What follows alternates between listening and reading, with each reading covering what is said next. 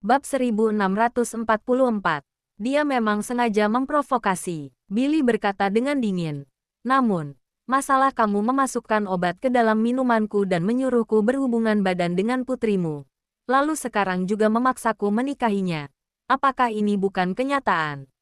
Ini juga merupakan cara untuk mempererat kerja sama kita. Samuel berkata dengan merasa dirinya benar. Dalam kerja sama ini, kita adalah rekan yang tidak bisa terpisahkan. Jika ada salah satu dari kita yang pergi, maka rencana itu tidak akan bisa terwujud. Berhubung ini berkaitan dengan keuntungan, maka seharusnya sudah membuat hubungan semakin erat. Dengan begitu, kelak barulah tidak akan ada masalah. Mengenai perkataan Tracy itu, kamu benar-benar tidak perlu khawatir. Fondasi grup Wallen sangat dalam. Mungkinkah aku bisa menelan semuanya hanya dalam waktu singkat? Meskipun aku berbuat seperti ini demi harta, tapi juga tetap membutuhkanmu untuk duduk di posisimu dengan kukuh, barulah bisa menikmati keuntungan besar jangka panjang. Bagaimana mungkin aku hanya memikirkan keuntungan di depan mata tanpa berpikir jangka panjang? Jika aku membunuhmu, itu hanya akan memutus jalur kekayaanku sendiri. Aku tidak begitu bodoh. Perkataan Samuel ini sangat tulus. Akhirnya masih menambahkan, lagi pula, apa putriku tidak baik? Baik wajah, bentuk tubuh, kemampuan, maupun talentanya. Mana yang kurang dari Tracy? Tracy adalah wanita yang sudah melahirkan 3 anak, sedangkan putriku masih suci, tidak pernah berpacaran. Putriku ini sungguh sempurna. Billy mengingat kembali malam saat dia menikmati tubuh indah Friska. Tentu saja ia tahu. Dia pernah berhubungan dengan begitu banyak wanita. Tetapi dia sungguh baru pertama kali bertemu dengan wanita yang suci dan sempurna seperti ini. Untuk beberapa saat, dia terpikir sesuatu. Namun, sepertinya dia sudah mengetahui identitas asliku dan sangat membenciku. Kamu tidak perlu khawatir pada hal ini. Serahkan padaku. Samuel sangat percaya diri. Di keluarga kami, akulah yang membuat keputusan. Baiklah, Billy tidak banyak bicara lagi. Di luar, dia sudah berkompromi, tetapi hatinya tetap tidak tenang. Sekarang dia selalu merasa sekujur tubuhnya tidak nyaman. Kemungkinan besar sungguh terkena racun. Dia harus mencari kesempatan untuk memeriksakan diri dengan baik di luar kota. Setelah perjalanan selama beberapa jam, akhirnya Tracy sampai di kota Yuling. Saat tengah malam, barulah Tracy bertemu dengan Thomas. Pada saat ini, Jeff dirawat di rumah sakit karena terluka. Sekelompok bawahan yang dipimpin olehnya sebelumnya juga kelelahan dan tumbang karena terus berupaya melakukan penyelamatan. Sekarang Thomas yang bertugas, membawa orang untuk melanjutkan pencarian tentang keberadaan Carlos.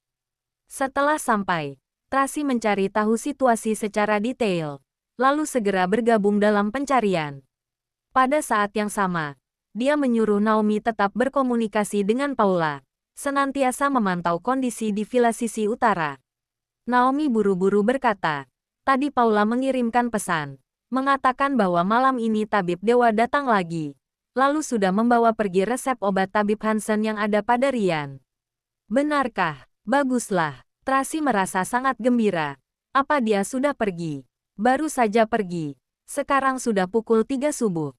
Naomi menceritakan dengan detail. Dia mengobati Tini terlebih dahulu, lalu pergi mencari Ryan, intinya. Setelah dia pergi, Paula memeriksa dan menyadari bahwa resep obat yang kuletakkan di baju Ryan sudah dibawa pergi. Baguslah, baguslah. Akhirnya Tracy bernapas lega, sambil melihat ke kejauhan. Dia pergi membawa resep obat. Daniel pun bisa tertolong. Dewi mendesah. Apa ini? Ini resep obat yang ditinggalkan oleh si tua Hansen. Di dalam hutan, Dewi melihat resep obat itu dengan teliti di bawah penerangan lampu minyak. Lalu dia pun mengerutkan kening. Ada apa? Daniel buru-buru bertanya. Salah ambil. Seharusnya tidak salah. Tapi, Dewi menyodorkan resep obat itu ke depan Daniel. Kertasnya terkena darah. Sama sekali tidak bisa terlihat jelas. Apa? Daniel melihat dengan teliti. Ia pun kecewa. Sepertinya saat Ryan terkena tembakan, darah di tubuhnya membasahi resep obat ini. Ya, memasukkannya ke dalam amplop. Tracy juga tidak memeriksanya. Dewi langsung membuang resep obat itu ke samping. lalu berkata dengan tak berperasaan. Kelihatannya Tuhan tidak menginginkanmu terus hidup. Pasrah saja. Daniel tak bisa berkata-kata. Tabib dewa, tidak mungkin. Kamu tidak menginginkan biaya pengobatan. Dengan harga selangit yang kamu minta itu. Bab 1645. Tentu saja mau. Tiba-tiba Dewi teringat masih ada hal ini. Benar juga. Jika kamu mati, maka aku harus meminta biaya pengobatan pada siapa? Setelah bicara, Dewi mengerutkan keningnya. Lalu bicara sendiri sambil menghitung-hitung. Aku lihat kondisi Tracy. Takutnya dia bahkan tidak bisa menyelamatkan dirinya sendiri.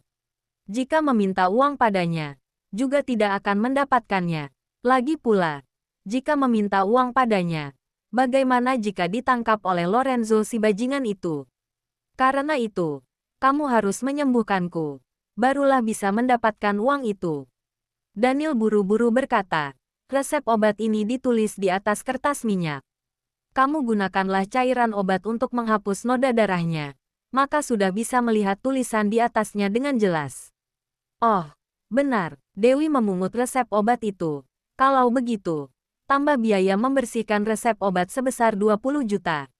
Daniel membelalakkan matanya dengan terkejut. Mengapa kamu tidak pergi merampok bank saja? Omong kosong. Merampok bank bisa merampok sebanyak ini. Dewi menatapnya dengan kesal. Daniel dibuat tak bisa berkata-kata oleh perkataannya. Sepertinya benar juga.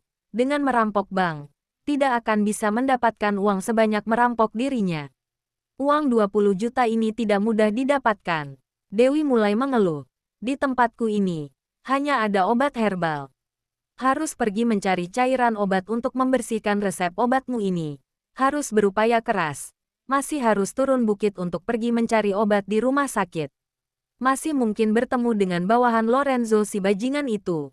Jika aku ditangkap, maka akan sangat merepotkan.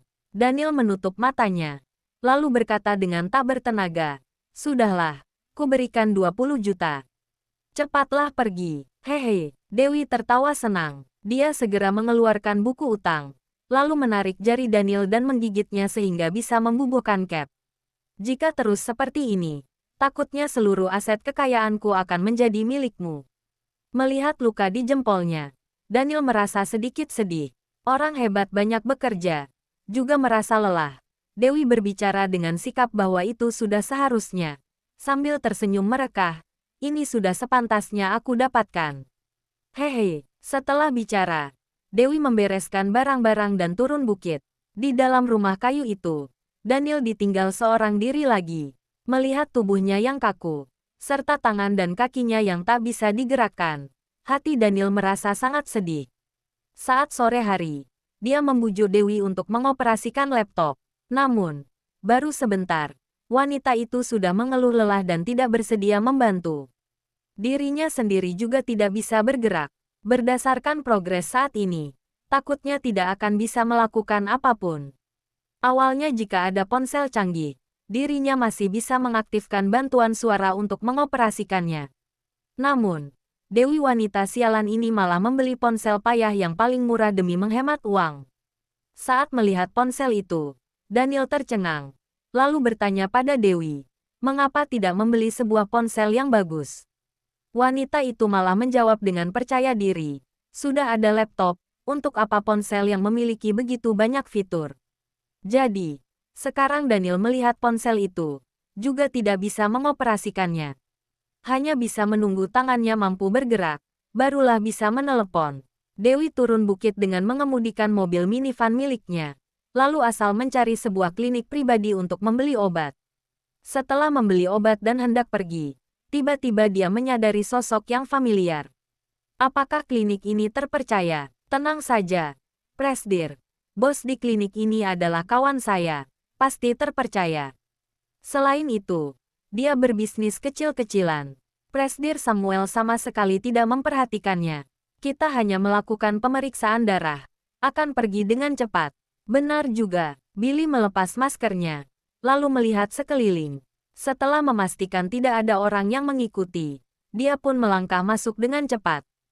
Sama sekali tidak menyadari bahwa di sudut koridor, ada seorang gadis bertubuh mungil yang sedang menatap mereka sambil menyipitkan mata. Orang ini berwajah sangat mirip dengan pria yang kupungut itu. Dewi berbicara sendiri dengan suara kecil. Dia teringat Daniel pernah berkata bahwa kemungkinan besar ada orang yang menyamar menjadi dirinya. Lalu bersekongkol dengan Samuel untuk bersama-sama merebut harta kekayaan keluarga Wollens. Jadi, seharusnya orang di hadapannya ini adalah penyamar. Teringat putrinya, Tini, diculik hingga terluka oleh sekelompok bajingan ini. Maka langsung terlintas cahaya dingin di mata Dewi. Bab 1646. Billy tiba di lantai 2 klinik di bawah perlindungan pengawal. Kepala klinik itu secara pribadi menyambutnya dan membawanya untuk melakukan pengambilan darah. Billy menatap sekitar, merasa takut diikuti. Di sekitar, tidak ada orang keluarga Amberson. Mungkin seperti perkataan pengikutnya, bahwa keluarga Amberson sama sekali tidak memperhatikan klinik kecil semacam ini. Namun, entah mengapa Billy terus merasa tidak tenang. Presdir Daniel, silahkan duduk. Kepala klinik membawa Billy ke ruang pasien. Saya akan segera memanggil dokter kemari untuk mengambil darah Anda. Mohon tunggu sebentar. Ya, Billy merespons seadanya. Lalu duduk di kursi dan minum air. Para pengikut di sisinya juga sangat waspada. Mereka memperhatikan sekeliling. Setelah memastikan tidak ada orang yang mencurigakan, mereka pun berjaga di sisi Billy. Di luar, Dewi sedang bersiap untuk menyerang. Pada saat ini, tiba-tiba ular hijau kecil keluar dari lengan bajunya, lalu menjulurkan lidah dengan panik. Ekspresi Dewi langsung berubah, lalu memaki dengan suara rendah. Brengsek, tidak disangka mengejar kemari. Dia pun pergi dengan cepat. Pada saat ini, kepala klinik itu sedang melewatinya sambil membawa tim medis. Dengan cepat melangkah ke ruangan di mana Billy berada. Dewi memberikan isyarat tangan kepada ular hijau kecil itu.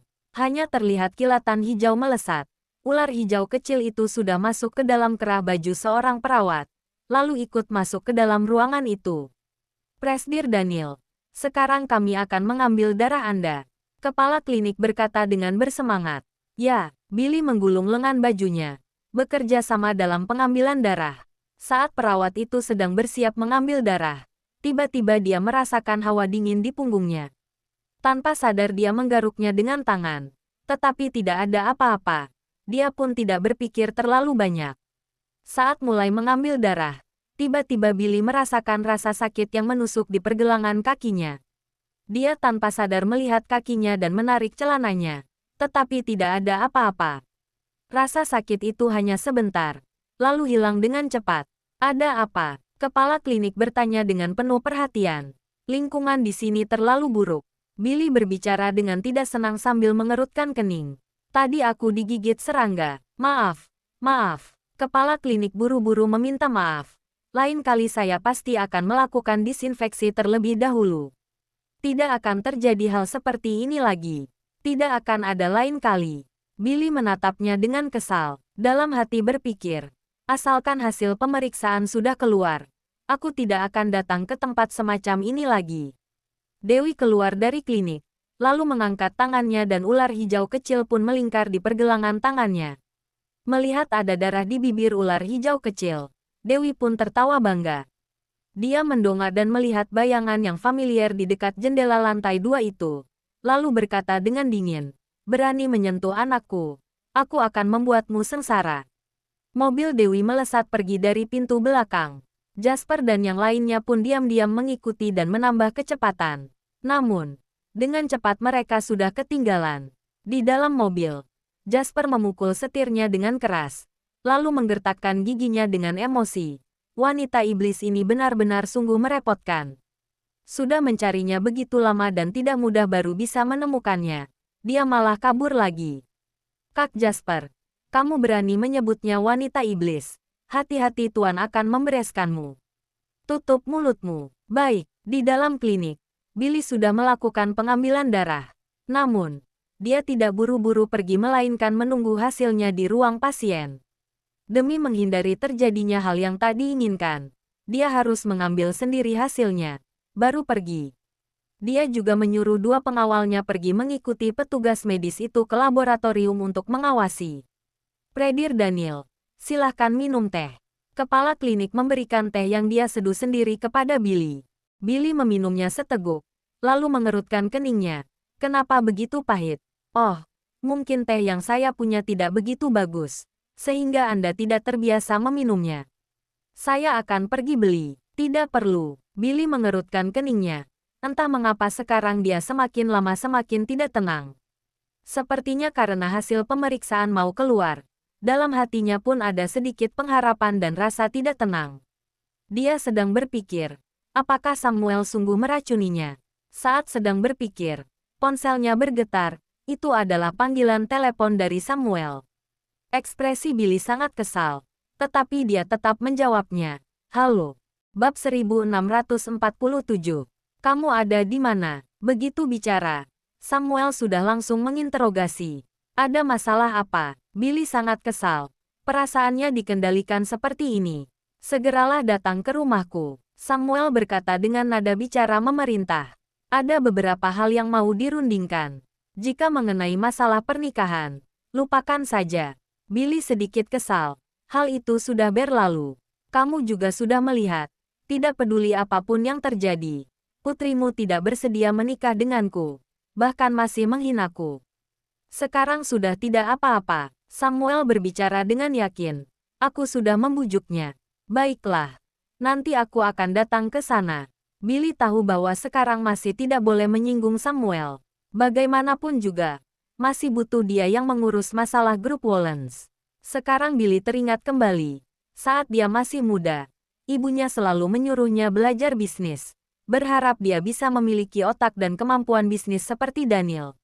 Namun, dia sama sekali tidak tertarik terhadap mengelola perusahaan. Sekarang jika dipikir-pikir, karena dulu ia tidak belajar dengan baik, maka sekarang saat menghadapi masalah di dunia bisnis, ia hanya bisa mengandalkan orang lain. Jika dia punya kemampuan yang cukup, maka dia seorang diri bisa membalas dendam dan merebut grup Wollens. Bagaimana mungkin malah menjadi pion catur Samuel? Presdir Daniel. Pada saat ini, kepala klinik buru-buru menghampiri sambil membawa laporan hasil pemeriksaan. Hasilnya sudah keluar. Coba kulihat. Billy buru-buru mengambil laporan itu, lalu melihatnya dengan teliti. Apa maksudnya ini? Maksudnya adalah darah Anda normal. Tidak ada racun. Kepala klinik berbicara sambil tersenyum. Tidak ada racun. Billy sedikit terkejut. Juga sedikit tidak menyangka. Mungkinkah Tracy sungguh membohonginya? Samuel tidak meracuninya. Benar. Hasil pemeriksaan menunjukkan semuanya normal. Kepala klinik sekali lagi menerangkan. Kamu yakin tidak salah? Billy masih tidak tenang. Saya yakin. Kepala klinik mengangguk. Hasil pemeriksaan ini tidak mungkin salah. Jika Anda tidak tenang, bisa memeriksanya sekali lagi. Sudahlah. Billy menyimpan laporan itu, lalu berdiri dan pergi. Kepala klinik itu terus mengikuti di belakangnya, mengantarnya pergi dengan bersemangat. Di dalam mobil, Billy masih tidak mengerti. Kelihatannya aku sudah salah menyalahkan Samuel. Dia tidak meracuniku. Tracy yang sengaja memprovokasi hubungan kami. Baguslah jika tidak apa-apa. Para pengawalnya juga bernapas lega. Namun, Tuan Billy, meskipun Nona Tracy hanya memprovokasi, tapi perkataan itu juga tidak salah. Menurut saya, Presdir Samuel menyuruh Anda menikahi putrinya. Diperkirakan ingin memonopoli kekayaan keluarga Wollens. Anda tetap harus berhati-hati. Tentu saja. Aku juga bukan orang bodoh. Billy mengangguk. Kemudian mengusap-usap pelipisnya. Aneh. Tiba-tiba mulai merasa sakit kepala. Mungkin belakangan ini selalu minum bir. Dan tidak beristirahat dengan baik. Mungkin begitu. Hari ini tidurlah lebih cepat. Kalau begitu, sekarang kita pergi kemana? Kediaman keluarga Amberson. Baik, di kediaman keluarga Amberson. Samuel menatap Friska dengan tatapan dingin. Lalu berkata dengan aura kuat. Ayah beri kamu waktu 3 menit untuk mempertimbangkannya. Jika kamu tidak mau menikah dengan Daniel, ayah akan menyuruh kakakmu yang menikah. Kamu tahu bahwa dia pasti bersedia. Dia bukan Daniel, melainkan Billy. Friska sangat emosional. Asalkan teringat bahwa dirinya tidur dengan si penyamar itu, dia pun merasa sangat jijik. Karena dia sudah mencintai Daniel sejak muda, maka dia terus menjaga kesucian tubuhnya dengan hati-hati, tidak membiarkan siapapun menodainya. Dia ingin menyerahkan kesuciannya kepada pria yang ia cintai. Tidak disangka, sekarang dia malah ditipu oleh seorang penyamar. Sama saja, Samuel sama sekali tidak mempedulikan perasaan putrinya. Wajahnya sama, suaranya sama, statusnya juga sama. Apa bedanya? Pokoknya berbeda. Emosi Friska hampir meledak. Palsu tetaplah palsu. Selamanya tidak akan bisa menggantikan yang asli. Ayah malas bicara omong kosong denganmu. Samuel bertanya dengan tidak sabar. Kamu mau menikah atau tidak? Tidak mau. Friska berkata dengan emosional. Seumur hidup ini, aku tidak mau melihatnya lagi. Bab 1648. Tubuhmu sudah diberikan padanya. Sekarang kamu tidak mau menikahinya. Apa tidak merasa rugi? Samuel berkata dengan dingin. Jika menikah dengannya, maka bisa mendapatkan hak waris. Jika tidak menikah, kamu pun tidak akan punya apa-apa. Kamu perhitungkanlah sendiri. Selesai bicara, Samuel mengangkat pergelangan tangannya dan melihat jam tangan. Masih ada 2 menit. Pertimbangkanlah baik-baik. Jika masih memutuskan tidak mau menikah, ayah akan menyuruh kakakmu kemari. Friska menatap ayahnya dengan penuh kebencian. Dalam hati, dia merasa luar biasa kesal. Tetapi tidak ada satu perkataan pun yang bisa dikatakan. Dia tahu bahwa sekarang tidak ada hal yang bisa mengubah keputusan ayahnya. Dia mengerti bahwa ayahnya pasti tetap akan melakukan hal yang sudah ia katakan. Jika dia menolak menikah dengan si penyamar itu, maka dirinya sungguh akan kehilangan segalanya. Jika kehilangan segalanya, maka kelak semakin tidak ada kesempatan untuk membalikkan keadaan. Begitu kakaknya naik posisi, dia akan segera diusir keluar dari keluarga Amberson. Jangankan hak waris, takutnya dia bahkan tidak bisa menjadi orang biasa. Masih ada 10 detik terakhir. Samuel mulai menghitung mundur. 10, 9, 8, 7. Tidak perlu menghitung lagi. Friska mendongak, lalu menatap ayahnya. Aku akan menikah. Itu baru benar. Samuel tertawa puas. Dia mengubah nada bicaranya yang tadi sangat tegas, menjadi lembut. Friska, kamu tahu bahwa ayah paling menyayangimu. Ayah berharap kamu bahagia, meskipun Billy adalah orang payah. Tapi dia mudah dikendalikan.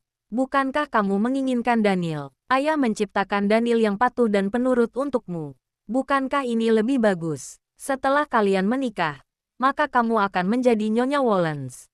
Tracy bukanlah lawanmu. Ayah sudah membuka jalan untukmu. Kamu mengelola keluarga Amberson dengan baik, lalu kelak bisa melampaui keluarga Moore dan keluarga Wollens, dan menjadi keluarga terkuat dalam dunia bisnis di Asia. Ini adalah harapan ayah. Aku tahu ayah. Friska memaksakan senyum tipis. Hatinya malah mati rasa.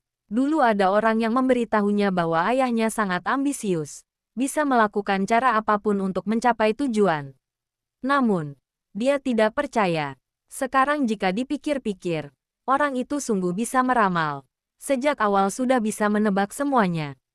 Dia teringat Tracy juga pernah berkata, ayahnya dan Billy bersekongkol untuk merebut aset kekayaan keluarga Wollens.